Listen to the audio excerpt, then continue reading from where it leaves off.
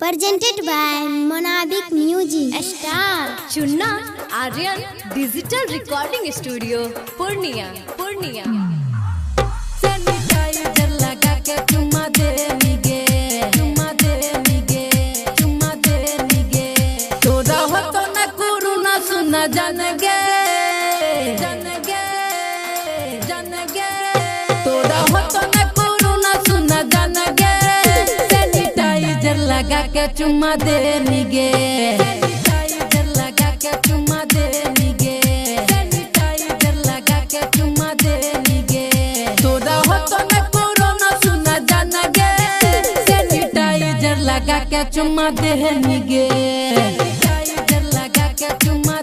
निगे sanitiser लगा के चुम्मा दे निगे तोरा हो तो न कुरु न सुना जान गे सैनिटाइजर लगा के चुम्मा दे निगे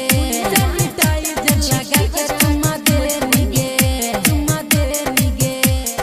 पहिले त हम सैनिटाइजर लगइबो होटवा से होटवा गे तखनी सटइबो हां पहिले त हम सैनिटाइजर लगइबो होटवा से होटवा गे तखनी सटइबो तोरा होटवा लागल छ नमकीन गे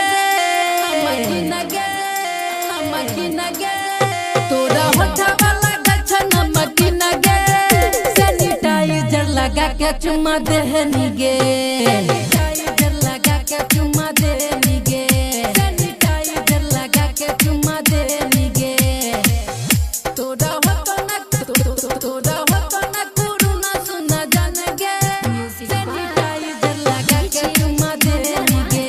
सैनिटाइजर लगा के चुम्मा दे निगे कितना दिन रहबो हम मुहावा सुखा के अब निगे जान तो मास्क लगा के कितना दिन रहबो हम मुहावा सुखा के अब निगे जान तो मास्क लगा के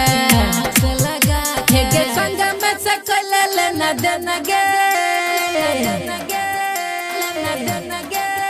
हे संग में से कल लेना देना गे सैनिटाइजर लगा के चुम्मा दे निगे सैनिटाइजर लगा के चुम्मा दे निगे सैनिटाइजर लगा के चुम्मा दे निगे Presented by Monabic Music Star Purnia.